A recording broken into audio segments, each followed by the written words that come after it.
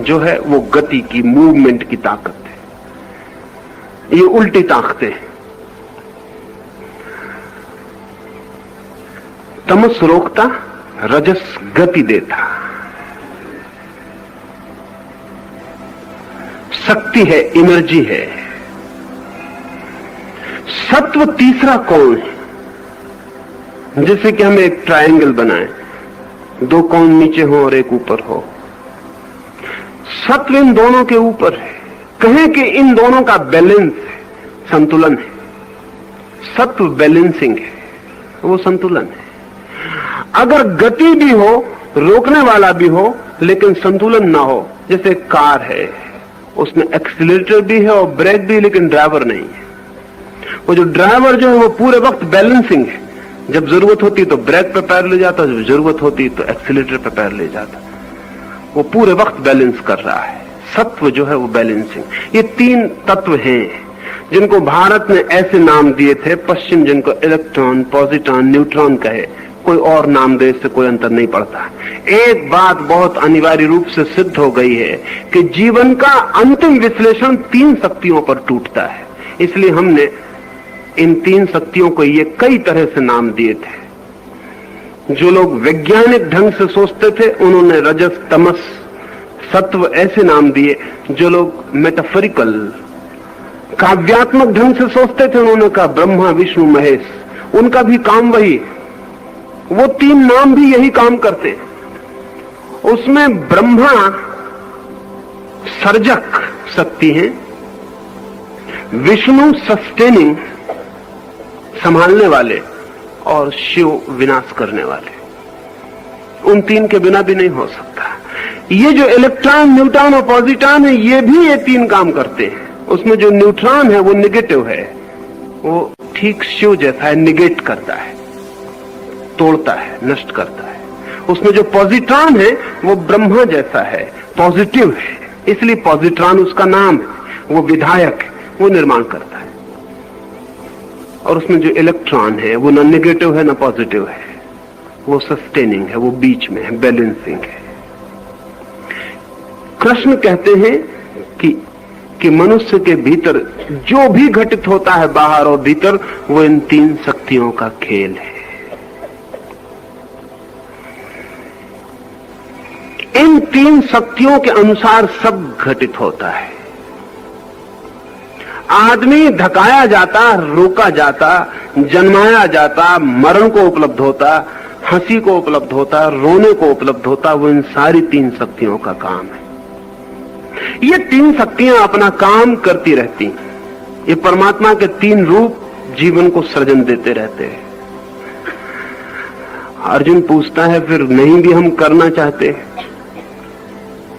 फिर कौन करवा लेता? आप तो चाहते हैं कि जमीन पर ना गिरे, लेकिन जरा पैर फिसला कि गिर जाते। कोई शैतान गिरा देता? कोई शैतान नहीं गिरा। तो ग्रेविटेशन अपना काम करता। आप नहीं गिरना चाहते, माना, स्वीकृत कि आप नहीं गिरना चाहते, लेकिन उल्टे सीधे चलेंगे तो गिरेंगे। आप नहीं गिरना चाहते थे तो भी गिरेंगे, पैर पे पलस्तर लगेगा। आप डॉक्टर से कहेंगे मैं नहीं गिरना चाहता था, और परमात्मा तो टांग तोड़ता नहीं किसी की, क्यों तोड़ेगा? इतना बुरा तो नहीं हो सकता कि अकारण मुझ भले आदमी की जो गिरना भी नहीं चाहता उसकी टांग तोड़ दे। लेकिन मेरी टांग क्यों टूट गई? तो डॉक्टर वही उत्तर देगा जो कृष्ण ने दिया। डॉक्टर कहेगा ग्रेविटेशन की वजह से, जमीन में गुरुत्वाकर्षण है, आप कृपा करके संभल के चलें। उल्टे सीधे चलेंगे तो ग्रेविटेशन टांग तोड़ देगी। क्योंकि प्रत्येक शक्ति अगर हम उसके अनुकूल ना चलें तो नुकसान पहुंचाने वाली हो जाती, अगर अनुकूल चलें तो नुकसान पहुंचाने वाली नहीं होती। प्रत्येक शक्ति का उपयोग अनुकूल और प्रतिकूल हो सकता है। अब मनुष्य के भीतर कौन सी शक्तियां हैं जो उसे बलात्, जैसे कि एक आदमी नहीं गिरना चाहता और गिर जाता और टांग टूट जाती, और एक आदमी क्रोध नहीं करना चाहता और क्रोध हो जाता और खोपड़ी खुल जाती, या दूसरे की खुल जाती या खुद की खुल जाती। क्या कौन कर जाता है ये सब? परमात्मा। तो परमात्मा को क्या प्रयोजन है? और परमात्मा ऐसे काम करे तो परमात्मा हम उसे कैसे कहेंगे? कोई कहेगा शैतान, कृष्ण नहीं कहते। कृष्ण कहते हैं सिर्फ जीवन की शक्तियां काम कर रही हैं। मनुष्य के भीतर क्रोध है, वो भी अनिवार्य तत्व है। कहें कि वो हमारे भीतर नेगेटिव फोर्स है। क्रोध विनाश की शक्ति है हमारे भीतर। प्रेम हमारे भीतर निर्माण की शक्ति है, और विवेक हमारे भीतर बैलेंसिंग फोर्स है। जो आदमी विवेक को छोड़कर सारी शक्ति क्रोध में लगा देगा, वो बलात् नरक की तरफ चलने लगेगा, नहीं चाहेगा तो भी जाएगा। जो सारी शक्ति प्रेम की ओर लगा देगा, वो बलात् स्वर्ग की ओर जाने लगेगा, चाहे चाहे और चाहे ना चाहे। उसके जीवन में सुख उतरने लगेगा। और जो आदमी बैलेंस कर लेगा और समझ लेगा कि दुख और सुख और दोनों के बीच में अलग, वो आदमी मुक्ति और मोक्ष की दिशा में यात्रा कर जाएगा। इसलिए हमारे पास 3 शब्द और समझ लेने जैसे हैं, स्वर्ग, नरक और मोक्ष। स्वर्ग में वो जाता जो अपने भीतर की विधायक शक्तियों के अनुकूल चलता है, नरक में वो जाता जो अपने भीतर विनाशक शक्तियों के अनुकूल चलता है, मोक्ष में वो जाता जो दोनों के अनुकूल नहीं चलता, दोनों को संतुलित करके दोनों को ट्रांसेंड कर जाता, परा हो जाता, अतीत हो जाता है। कृष्ण कह रहे हैं शक्तियां हैं, और इन 3 शक्तियों के बिना जीवन नहीं हो सकता है। इसलिए अर्जुन, कौन तुझे धक्का देता है ऐसा मत पूछ, ये समझ कि धक्का तेरे भीतर से कैसे निर्मित होता है। क्रोध, काम, अहंकार, अगर उनके प्रति तू अति से झुक जाता है तो जो तू नहीं चाहता वो तुझे करना पड़ता है। कभी आपने देखा काम वासना मन को पकड़ ले? कहना ठीक नहीं है कि काम वासना मन को पकड़ ले, कहना यही ठीक होगा कि जब आप काम वासना को मन को पकड़ लेने देते, आप जब पकड़ लेने देते हैं, और ध्यान रहे काम वासना आपके बिना पकड़ाए आपको नहीं पकड़ती है। हाँ, एक सीमा होती है हर चीज की, उसके पार मुश्किल हो जाता है रोकना। एक सीमा होती है। जगह जगह हमने कार के ट्रैफिक पे लिखा हुआ है कि यहाँ 5 मील रफ्तार। क्यों? कि वहां इतने ज्यादा लोग गुजर रहे हैं कि अगर 30 मील रफ्तार हो तो रोकना समय पर मुश्किल है, 5 मील हो तो समय पर रोकना आसान है। जहां लोग कम गुजर रहे हैं वहां 70 मील भी हो तो कोई हर्ज नहीं, वहां समय पर 70 मील भी रोकना आसान है। हर चीज की एक सीमा है। सिगमंड फ्रायड एक कहानी कहा करता था। वो कहा करता था कि एक छोटे से गांव में एक गरीब म्युनिसिपल कमेटी ने गांव का कचरा ढोने के लिए एक घोड़ा खरीदा, बैलगाड़ी, एक घोड़ा गाड़ी के लिए। लेकिन गरीब थी म्युनिसिपैलिटी, और कहते हैं गांव बड़ा बुद्धिमान था। बुद्धिमान था ऐसा कहें, या लोगों में ऐसी मजाक प्रचलित थी कि गांव बहुत बुद्धिमान है। गांव को ऐसा ख्याल था कि बहुत बुद्धिमान है, हालांकि वो जो भी करता था वो बुद्धिहीनता के काम होते थे।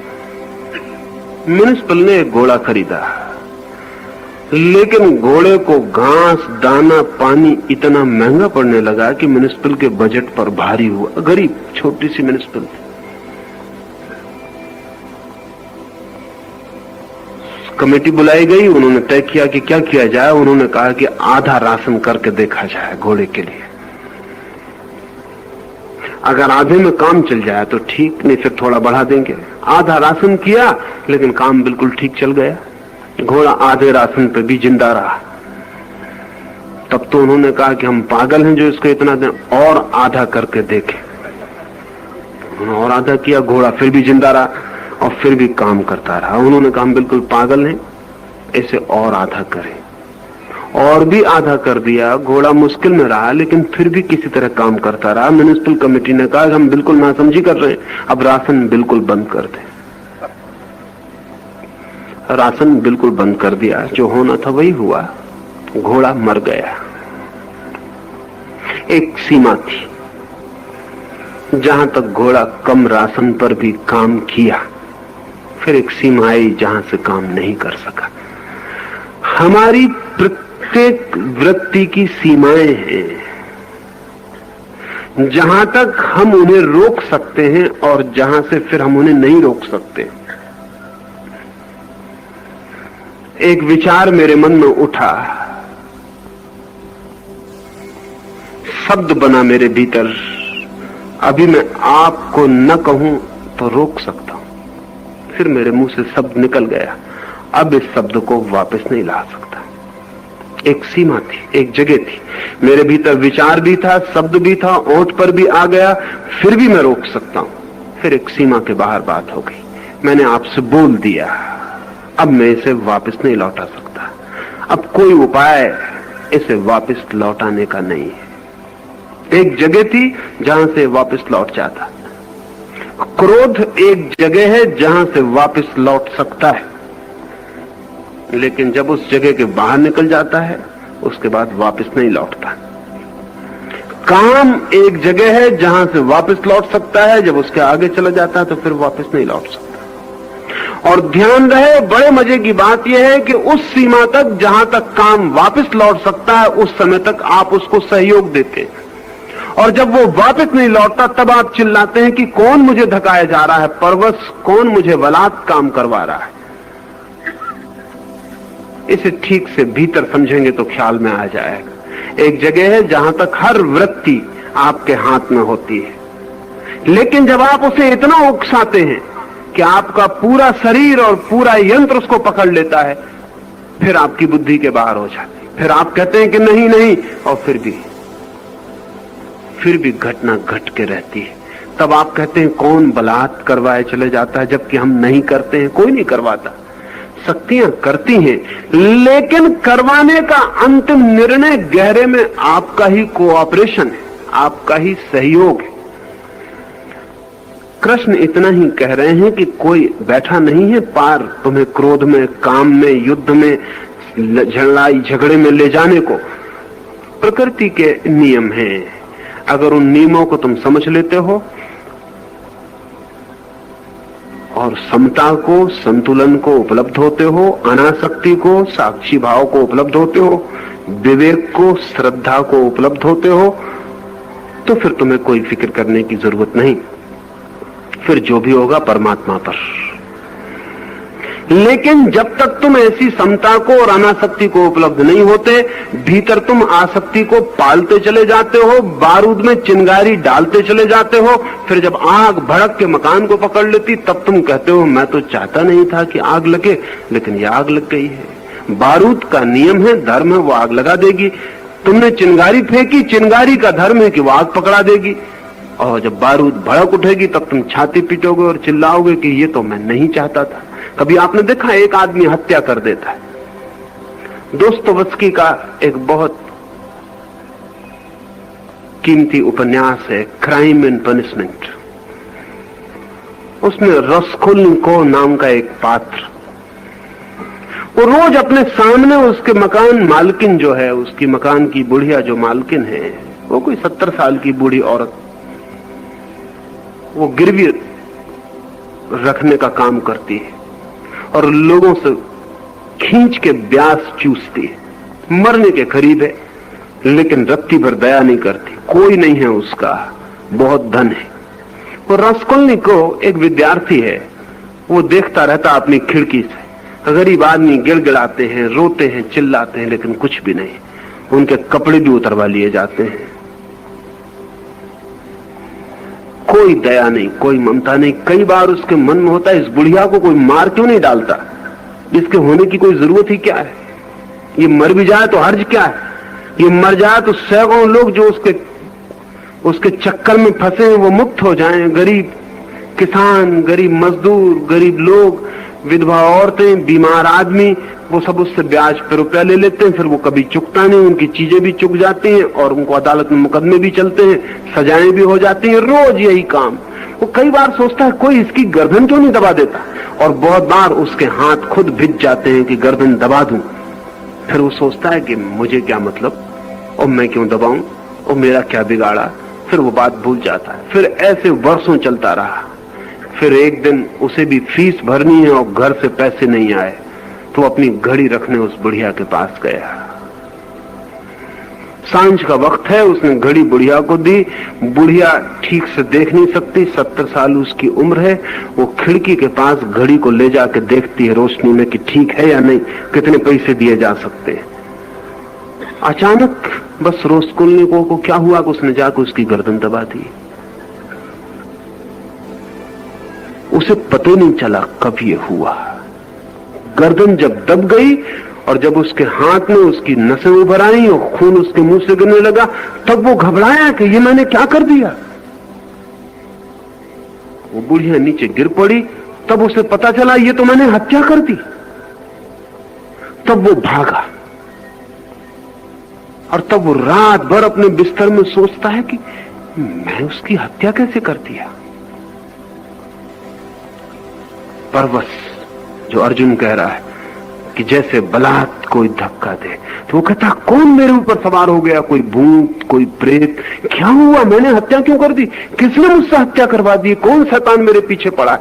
कोई उसके पीछे नहीं पड़ा है। 2 साल तक उसने सोचा, तैयारी की, 2 साल तक उसने शक्तियों को रस दिया, 2 साल तक हाथ भींचे, 2 साल तक मन में क्रोध का जहर फैलाया, वो सब तैयार हो गया। बीज बोते वक्त किसको पता चलता है कि वृक्ष निकलेगा?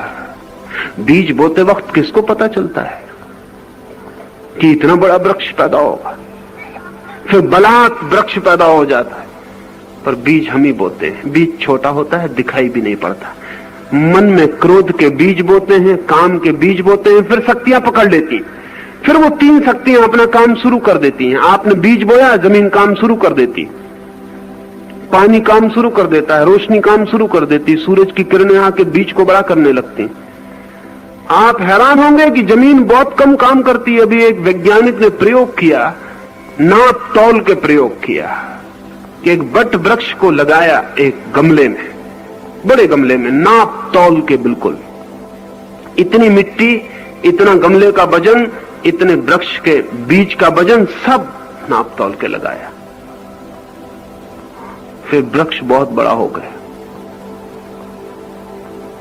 फिर उसने वृक्ष पूरा का पूरा निकाल लिया और फिर नापा, तो जितना कोई 200 सेर का गमला उसने रखा था, उसमें केवल 4 सेर की कमी हुई, 4 सेर कुल। और वृक्ष को नापा, तोला, तो वो तो कोई 280 सेर निकला वृक्ष, और कुल 4 सेर की कमी हुई मिट्टी में। और उस वैज्ञानिक का ख्याल है कि वो 4 सेर भी वृक्ष ने नहीं लिए, वो भी हवा भी आती है, तूफान भी आता है, मिट्टी उड़ भी जाती है, पानी में बह भी जाती। 4 सेर, इतना बड़ा वृक्ष कहां से आ गया? सूरज भी दे रहा है, हवाएं भी दे रही हैं, पानी भी दे रहा है, जमीन भी दे रही है, चारों तरफ से पूरा कास्मास उसको दे रहा है। एक छोटे से बीज को आपने बो दिया, फिर सारी दुनिया की ताकत उसको दे रही और वो बड़ा हो रहा है। आपने इधर क्रोध का बीज बोया, सारी दुनिया से क्रोध को साथ देने वाली ताकतें, तमस की, इनर्शिया की ताकतें आपकी तरफ बहनी शुरू हो जाएंगी। आपने प्रेम बोया, सारी तरफ से दुनिया से शुभ शक्तियां आपकी तरफ बहनी शुरू हो जाएंगी। आपने साक्षी भाव निर्मित किया, दुनिया की सारी ताकतें आपके लिए बैलेंस में हो जाएंगी। कोई आपकी तरफ नहीं बहेगा, कोई आपके बाहर नहीं बहेगा, सब चीजें सम हो जाएंगी, ठहर जाएंगी। तो कृष्ण कहते हैं न तो कोई शैतान, न कोई परमात्मा, ये 3 शक्तियां हैं अर्जुन। और तू जिसका बीज बो देता है अपने भीतर, वही शक्ति सक्रिय होकर काम करने लगती है।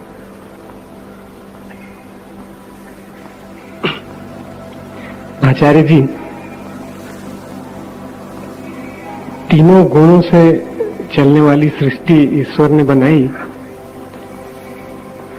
तमस गुण मनुष्य की प्रकृति में ईश्वर ने दिया, उसके पीछे क्या उद्देश्य ईश्वर का है? ईश्वर का कोई उद्देश्य नहीं होता। उद्देश्य की भाषा सदा मनुष्य की है।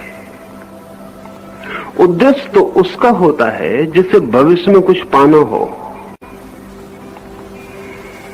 जिसे एक आदमी, एक कुम्हार एक घड़ा बनाता है, उसका उद्देश्य होता है कि बाजार में बेचना, या उसका उद्देश्य होता है कि घर का पानी भरना।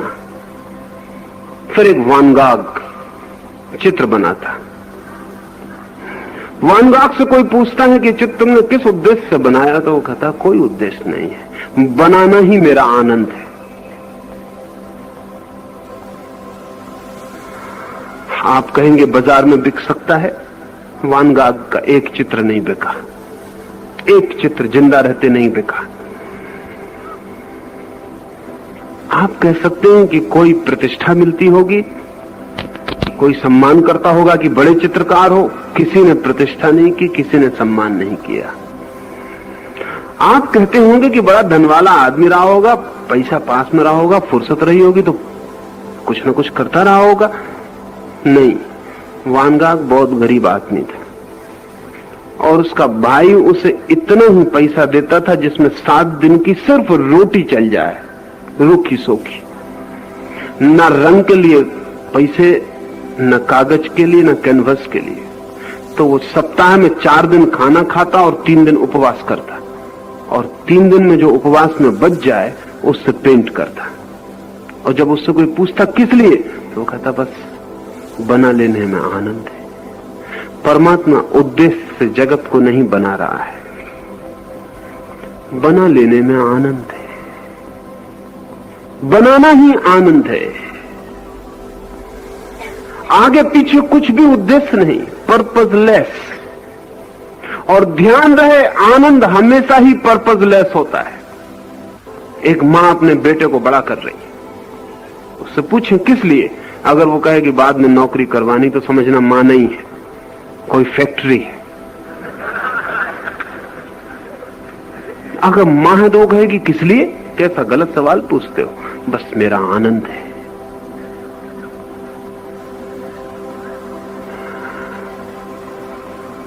परमात्मा के लिए सृष्टि आनंद है, उसका आनंद कृत्य है, इसलिए उद्देश्य तो कोई नहीं। हाँ, लेकिन ये सवाल फिर भी संगत है कि वो आदमी में तमस क्यों रखता है। असल में हम तमस शब्द को सदा ही गलत अर्थों में लेते रहे। हम समझते हैं तमस कोई बुरी चीज। तमस बुरी नहीं है, तमस अपने आप में बुरी चीज नहीं है। हां, तमस में ही पूरी तरह भर जाना बुरा है। तमस अपने आप में बुरा नहीं है, जहर भी अपने आप में बुरा नहीं है। और कभी तो बीमारी में दवा का काम करता है। कहें कि जहर क्यों बनाया परमात्मा ने? एक आदमी जहर खा के मर जाए, आप कहें कि ये जिम्मेदार परमात्मा ने जहर क्यों बनाया? न बनाता परमात्मा, ना ये आदमी खाता। लेकिन जहर अपने आप में किसी को मारता नहीं। जहर तो जिला भी सकता है, लेकिन इस आदमी ने जहरी जहर खा लिया तो मर गया। अमृत भी खा लो ज्यादा मात्रा में तो मौत घटित हो सकती है। अमृत भी मात्रा में खाना अगर मिल जाए। एक तो मिलता नहीं, क्योंकि डर यही है कि जहर तो बहुत कम लोग खाते हैं, अमृत अगर मिल जाए तो बिना मात्रा में बहुत लोग खा जाएंगे। शायद इसीलिए नहीं मिलता है, क्योंकि रोकेंगे कैसे? फिर अमृत मिल जाए तो आप अपने को कब कहां रुके, खाते चले जाएंगे, अमृत से मौत आ जाएगी। जीवन में नियम है, कोई नियम बुरा नहीं, कोई नियम भला नहीं, अनिवार्य है। बिना तमस के, बिना इनर्सिया के जगत अस्तित्व में नहीं हो सकता। उसके अस्तित्व में होने के लिए कोई अवरोधक शक्ति चाहिए। लेकिन अगर कोई आदमी सिर्फ अवरोधक शक्ति पर ही निर्भर रह जाए तो भी खतरा हो जाएगा, क्योंकि दूसरी 2 शक्तियां भी चाहिए।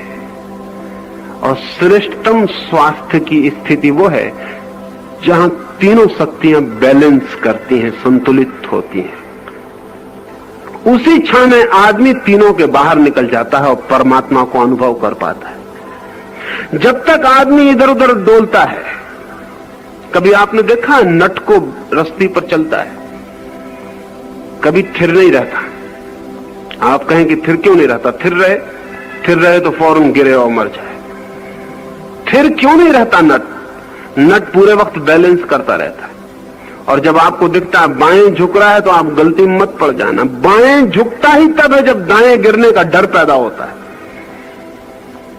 दाएं तब झुकता है जब बाएं गिरने का डर पैदा होता है। वो बैलेंस कर रहा है पूरे वक्त। जब दाएं गिरने का डर पैदा होता है, वजन को वो बाएं ले जाता है ताकि बैलेंस हो जाए। जब दाएं से बच जाता है, बाएं गिरने का डर पैदा होता है, तो उल्टी तरफ बैलेंस ले जाता है कि बच जाए। और प्रकृति नीचे काम कर रही है। नट अगर बैलेंस ना करे तो जमीन पर गिरे, हड्डी पसली टूट जाए। फिर प्रकृति से ये नहीं कह सकता कि तूने मेरी हड्डी पसली तोड़ी। प्रकृति कहेगी हमें कोई मतलब नहीं, तुम अपनी रस्सी पे बैलेंस करते रहो, हमें कोई मतलब नहीं। ये तीन जो गुण हैं, इनमें जो बैलेंस कर लेता है वो व्यक्ति धर्म को उपलब्ध हो जाता है। नहीं बैलेंस कर पाता तो गिरता है, हड्डी पसली टूट जाती। फिर हम कहते हैं किसने बलात् गिरा दिया। किसी ने नहीं गिराया, आप बैलेंस नहीं कर पा रहे। कृष्ण का पूरा योग समता योग है, द योग ऑफ बैलेंस। बस नट की तरह पूरे वक्त जिंदगी एक बैलेंस, एक संतुलन है, सदा सदा संतुलन है। ज्यादा खा लिया तो उपवास करो, ज्यादा उपवास कर लिया तो ग्लूकोज के इंजेक्शन लो। बस बैलेंस पूरे वक्त, पूरे समय। जिंदगी एक बहुत बारीक संतुलन है, डेलिकेट बैलेंस है। उसमें जरा इधर उधर हुए कि आप गए। प्रकृति अपना काम करती रहेगी, वो नीचे खड़ी है। वो कह रही कि नट जब तक तुम बैलेंस करो रहो ऊपर, जब न कर पाओ नीचे आ जाओ, हम तैयार हैं।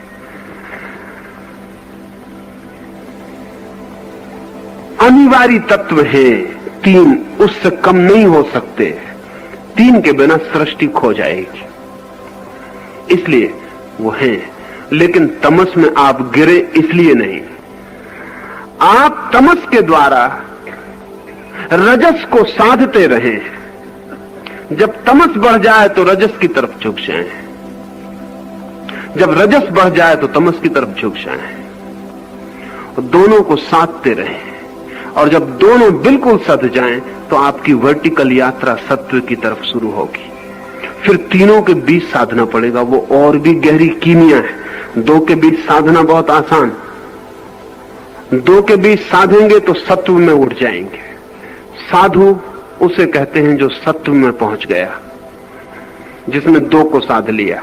जो तमस और रजस के बीच संतुलित हो गया उसका नाम साधु। जो रजस तमस और सत्व तीनों के बीच सध गया उसका नाम संत। वो बहुत अलग बात है। जब तीनों के बीच कोई साधता है तो सेंटर पे पहुंच जाता है, ट्रायंगल के। और वो सेंटर ही द्वार है ट्रायंगल का। तीन शक्तियों के बीच में वो स्पेस, खाली जगह है जहां से व्यक्ति परमात्मा में, ब्रह्म में प्रवेश कर जाता है। लेकिन ये धीरे धीरे हम बात करेंगे तो ख्याल में आएगी। पहले साधु बने, दो के बीच साधे, फिर संत बने, तीन के बीच साधे। और जिस दिन तीन के बीच सधा उस दिन बनना बंद हो जाता, उसी दिन परमात्मा में प्रवेश हो जाता। उस दिन प्रकृति के तीनों गुणों के बाहर आदमी हो जाता है। इसलिए प्रकृति